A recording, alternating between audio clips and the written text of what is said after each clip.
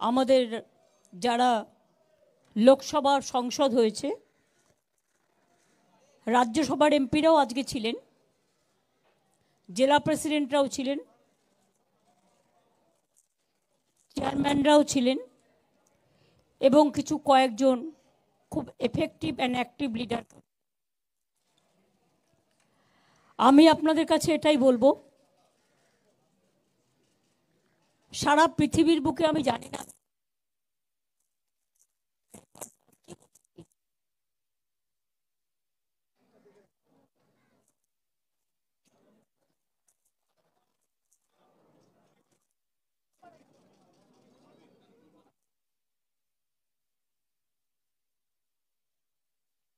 শুনতে পাচ্ছে না,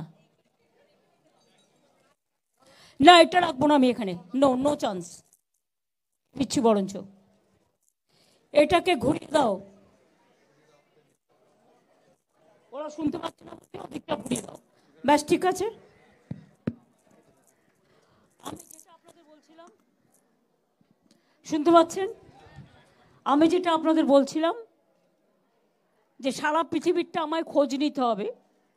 অনেক ছোট ছোট প্রান্তর তো আছে যেখানে হয়তো শুধু মহিলা পরিচালিতও হতে পারে, কিন্তু ভারতবর্ষের বুকে আমাদের মহিলা ইলেক্টেড সংসদের সংখ্যাটা হচ্ছে 38%। একজন শুধু আমরা লস করেছি, তাকে জোর করে হারানো হয়েছে 2-3 হাজার ভোটে, এবং সেটাও ইলেকশন কমিশনের দয়ায় 3-4 সিট আমাদের হারানো হয়েছে।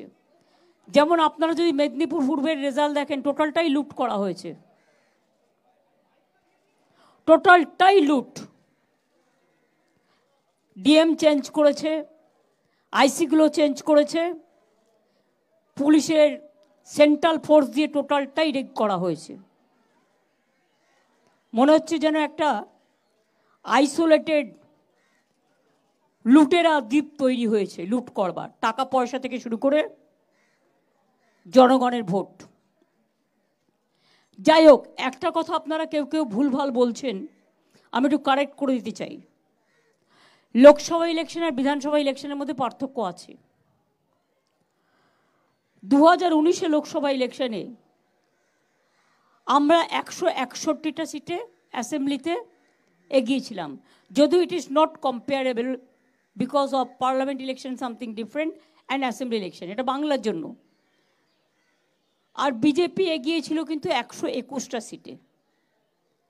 এবারে অনেক জায়গায় মিথ্যে কথা বলছে বা খাওয়াচ্ছে, এবং আপনারা সেটা গদগদ করে দেখাচ্ছেন, এখনো লজ্জা হয়নি।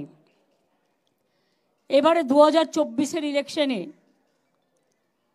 192টা সিটে আমরা এগিয়ে আসি, যেটা আমরা ছিলাম 19-এ 161টা, 64টা না, আমার কাছে আছে 161টা, আমি রেকর্ড ছাড়া বলবো না। আর বিজেপি এগিয়ে আছে মাত্র 90টা, যেটা আগের বারে ছিল 121টা। কাজেই আশা করি সত্যি কথাটা বলবেন, সত্যটা মানুষের কাছে যাতে যায়। আজকের সভায় আমরা প্রথমে মা মাটি মানুষকে ধন্যবাদ জানিয়েছি, যারা আমাদের ভোট দিয়েছেন, যারা দেয়নি সবাইকেই। কে কাকে ভোট দেবে না দেবে এটা তার নিজস্ব অধিকার, কিন্তু সবাই মিলে যেন শান্তিতে ঐক্যবদ্ধভাবে বাংলা যেভাবে আগে চলছিল সেভাবেই যেন চলে, সেই জন্যই মানুষকে ধন্যবাদ জানিয়ে রেজুলেশন নেওয়া হয়েছে। আমরা এই জয়টা ডেডিকেট করব প্রতিবারের মতো 21শে জুলাই, কারণ ওই দিনটা আমাদের শহীদ তর্পণের দিন, ওটা জনগণকে ধন্যবাদ জ্ঞাপনের দিন। এছাড়াও মনে রাখবেন, আমি আর একটা জিনিস মনে করি, মোদিবাবুর হারটা, এটা কিন্তু আপনারা তো কেউ এক্সপেক্ট করেননি। ইভেন সাট্টা বাজার, শেয়ার বাজার, এতে বড় স্ক্যাম হয়ে গেছে। এক্সিট পোলের মধ্যে দিয়ে কখনো বা ইলেকশন ডিক্লেয়ার হওয়ার আগেই আপনারা ইলেকশন ডিক্লেয়ার করে দিয়েছেন। It's a big crime. এটা নিয়েও আমরাও ভাবনা করছি যে আমরা আইনের পথে যেতে পারি কিনা। আমরা আমাদের এমপিদের পরিষ্কার বলেছি যে আমাদের পারফরমেন্স আমরা বসে থাকার জন্য যাচ্ছি না,